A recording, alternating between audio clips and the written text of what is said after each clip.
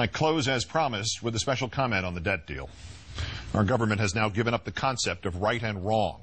We have in this deal declared that we hold these truths to be self-evident, that all political incumbents are created equal, that they are endowed by their creator with certain unalienable rights, that among these are renomination, re-election, and the pursuit of hypocrisy.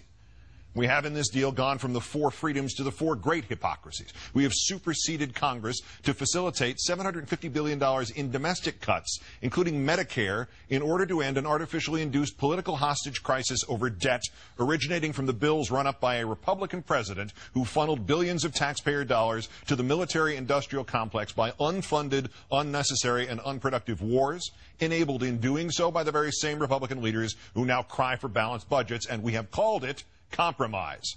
And those who defend it have called it a credit to a pragmatic president who wins some sort of political points, because having stood for almost nothing here, he gave away almost nothing for which he stood. It would be comical if it were not tragic. Either way, it is a signal moment in our history in which both parties have agreed and codified that the political structure of this nation shall now be based entirely on hypocrisy and political self-perpetuation. Let us start with the first of the great hypocrisies, the committee. The Republican dogs can run back to their corporate masters and say they have forced $1.5 trillion in cuts and palmed off the responsibility for them on this nonsensical super Congress committee. For 2.5 brutal years, we have listened to these Tea Party mountebanks screech about the Constitution of the United States as if it were the revealed word and not the product of other, albeit far better, politicians. They demand the repeal of amendments they don't like and the strict interpretations of the ones they do, and the specific citation of authorization within the Constitution for every proposed act or expenditure or legislation except this one. Where does it say in the Constitution that the 2 houses of Congress can, in effect, create a third house to do their dirty work for them, to sacrifice a few congressmen and senators so the vast majority of incumbents can tell the voters they had nothing to do with this?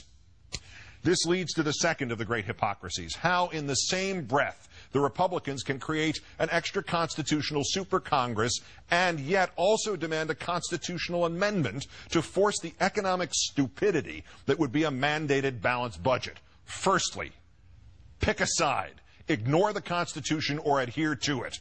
And of what value would this mandated balanced budget be? Our own history proves that at a time of economic crisis, if the businesses aren't spending and the consumers aren't spending, the government must spend. Our ancestors were the lab rats in the horrible experiments of the Hoover administration that brought on the Great Depression, in which the government curled up into a ball while it simultaneously insisted the economy should heal itself, when, in times of crisis, then and now, the economy turns out to be comprised entirely of a bunch of rich people who will sit on their money no matter if the country starves. Forgotten in the Republican voodoo dance, dressed in the skins of the mythical balanced budget, triumphant over the severed head of short-term retrenchment that they can hold up to their moronic followers, are the long-term implications of the mandated balanced budget. What happens if there's ever another war, or another terrorist attack, or another natural disaster, or any other emergency that requires a government to spend $1 more than it has? A constitutional amendment denying us the right to run a deficit is madness, and it will be tested by catastrophe sooner than any of its authors with their underdeveloped imaginations that can count only contributions and votes can contemplate. And the third of the great hypocrisies is hidden inside the shell game that is this super Congress. The super Congress is supposed to cut evenly from domestic and defense spending.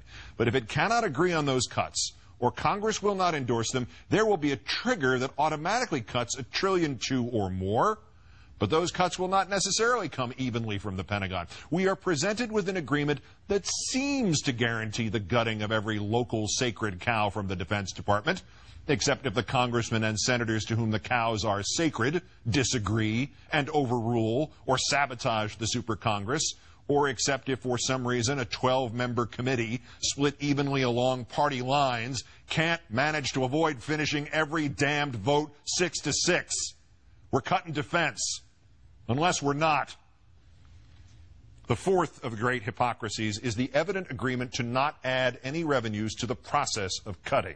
Not only is the impetus to make human budget sacrifices out of the poor and dependent formalized, but the rich And the corporations are thus indemnified again and given more money not merely to spend on themselves and their own luxuries, but more vitally they are given more money to spend on buying politicians, buying legislatures, buying courts, buying entire states, all of which can be directed like so many weapons in the service of one cause and one cause alone, making by statute and ruling the further protection of the wealthy at the expense of everybody else, untouchable, inviolable, permanent.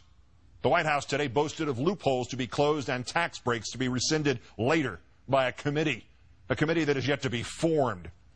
There are no new taxes except the stealth ones enacted on 99 out of 100 Americans by this evil transaction. Every dollar cut from the safety net is another dollar added to the citizen's cost for education, for security, for health, for life itself. It is another dollar he can't spend on making a better life for himself, or at least his children. It is another dollar he must spend instead on simply keeping himself alive. Where is the outrage over these great hypocrisies?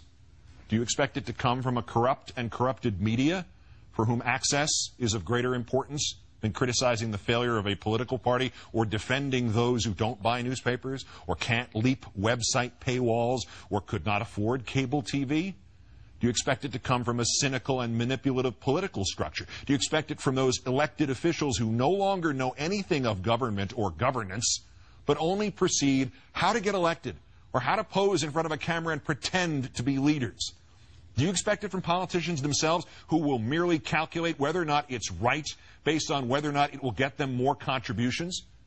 Do you expect it will come from the great middle ground of this country, with a population obsessed with entertainment, video games, social media, sports, and trivia? Where is the outrage to come from? From you. It will do no good to wait for the politicians to suddenly atone for their sins. They're too busy trying to keep their jobs to do their jobs.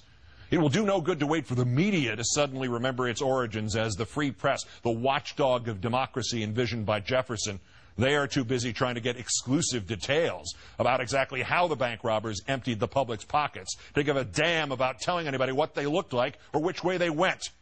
It will do no good to wait for the apolitical public to get a clue. They can't hear the clue through all the chatter and scandal and diversion and delusion and illusion.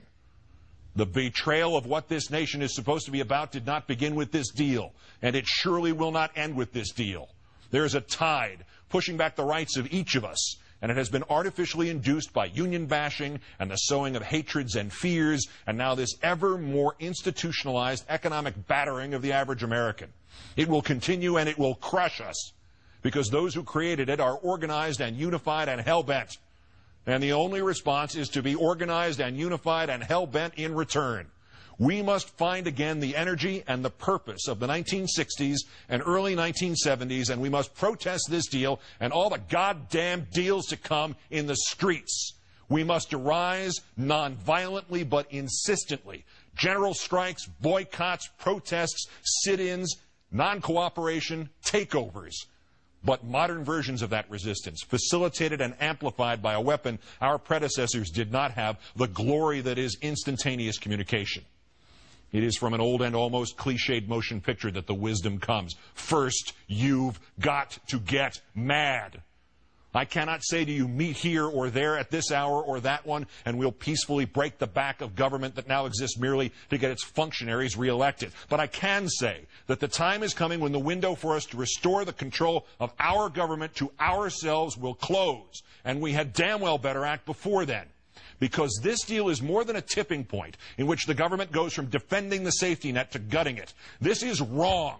And while our government has now declared that it has given up the concept of right and wrong, you and I have not and will not do so.